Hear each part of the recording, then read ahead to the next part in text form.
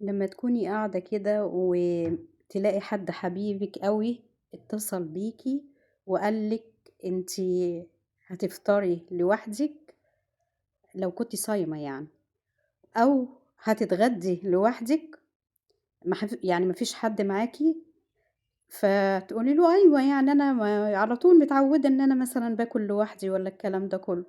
لا انا جايه لك اهو، طب عايزة حاجة اجيبها لك وانا جاي؟ لأ طبعًا ما تجيبليش أي حاجة خالص. قُمت طبعًا جريت أوام، كان عندي كده لحمة هاورّيها لكم دلوقتي. نبتدي كده على طول بإذن الله ونخش كده ونعمل الأكلة الجميلة دي، مكرونة عادية خالص وكأنها بالضبط طاجن بس يعني فخم كده وحاجة حلوة يعني. أنا عندي هنا كانت لحمة، اللحمة دي كانت لحمة حواوشي، أنا كنت عاملاها لحمة حواوشي، متبلة وفيها التتبيلة وفيها كل حاجة، وعندي المكرونة. فقعدت أفكر كده، طبعا مفيش يعني مفيش، هو كان جاي في الطريق ابني يعني، طبعا مفيش أغلى من الابن، أو أغلى من حد بيبقى كده عزيز عليك، بنتك ابنك أي حد يعني منهم. يا رب ما يحرمش أي حد من أولاده أبدا يا رب. فقُلت لأ، هاقوم أعمل كده، ففكّرت إن أنا قُلت أعمل الطاجن في الحلة دي، وهاعمل طاجن في الحلة دي، فقُلت طيب خلاص ماشي. طلّعت طبعًا كيس اللحمة حطّيته على طول في الحلة زي ما أنتم شايفينه كده، وخلّيته فَك يعني، فيه التوابل وفيه البصل وفيه كل حاجة. أنا كنت عاملاه اللي هو كان كيس حواوشي كده، كنت أنا منزّلاه حتى على القناة، فكنت شايلة الكيس دوّة وقُلت إيه، لا أعمله حواوشي، بس لقيته النهارده لأ، مش هاعمله حواوشي، أنا هاعمله كده مكرونة، ولا هاسلق المكرونة ولا أي حاجة خالص. أنا حطيت في الأرضية كده بتاعة الطاجن حبة مكرونة، هاعمل العصاج دوّة، هافُكُّه وحطيت عليه كيس الصلصة زي ما أنتم شايفين كده، سِبته بقى يفُك فيه كده، وهاخد منه وهاوريكم هيطلع طاجن تحفة، وكمان كأنه بالضبط معمول يعني مش هتقولوا عليه طاجن، هتقولوا عليه بشاميل، هتقولوا عليه حاجة كده جميلة وطعمه جميل أوي، أوي. اللهم صل وسلم وبارك على سيدنا ونبينا محمد صلى الله عليه وسلم. أنا كده باصيّد اللحمة بتاعة العصاج وباحطها في النُص، حطيت كده وزي ما قُلت لكم ما سلقناش المكرونة ولا أي حاجة خالص. هاخد بقى كل اللحمة اللي فيها دي، وعندي هنا كنت برضه كان عندي حليب كده في الأكياس، أنا باحب أجيب الحليب وأغليه وآخد القشطة بتاعته لوحدها، واخلّي الحليب إيه، في كيس كده أهوّة لوحده، هاوريه لكم دلوقتي. أنا طلّعته علشان أفُكُّه وأحطه مع الصلصة اللي أنتم شايفينها دي، أهو دوّة كيس الحليب ده، يعني كوباية حليب كبيرة كده. ليه بقى؟ علشان كأني بالضبط هاعملها بشاميل، مش هاحط ولا دقيق ولا سمنة ولا أي حاجة خالص، هاستكفى بالدهون بتاعة اللحمة بتاعة الحواوشي اللي إحنا كنا بنقول عليها، يعني هي طبعًا فيها كانت دهون، فأنا هاستكفى بيها وهاستكفى بالحليب ومش هاحط أي دهون خالص، بس طلعت تحفة كده، طاجن جميل جدًا. مش بعد كده مش هتعملي بشاميل تاني خالص، هتعمليها بالطريقة دي هتبقى أحلى بكتير. جرّبي الأكلة دي والله جميلة جدًا وحلوة ومغذية كده، وبتسِد معاكِ في أي حاجة، تمام؟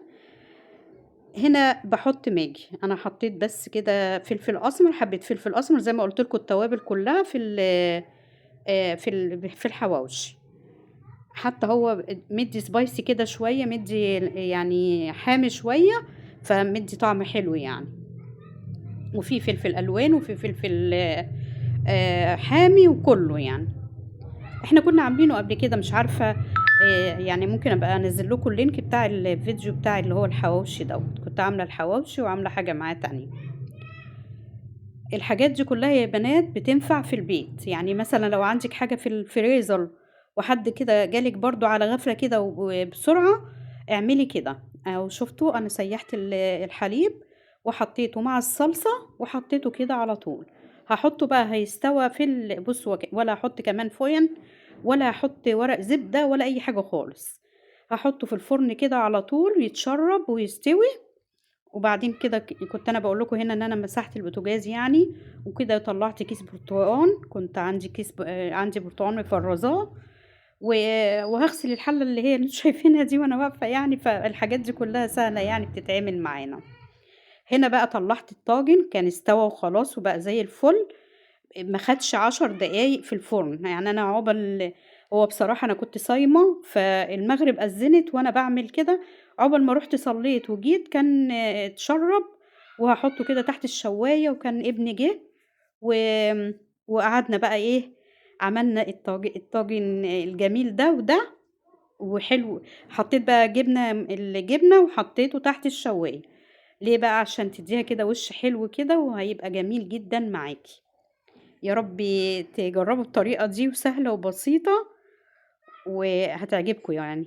انا لو ما كانتش هتعجبكم والله ما كنتش نزلتها خالص. عايزة تحطي بقى في بدل اللحمة المعصجة، عايزة تحطي اللي انت عايزة تحطيه حطيه. هو ده كان عندي الحاجة دي كانت جاهزة، فخلصت في اوام كده. وكمان هعمل كوبايتين العصير. شايفين بقى طالع الطاجن ريحته تحفة، جميل جدا، لا في دهون ولا في اي حاجة خالص، ولا لزق.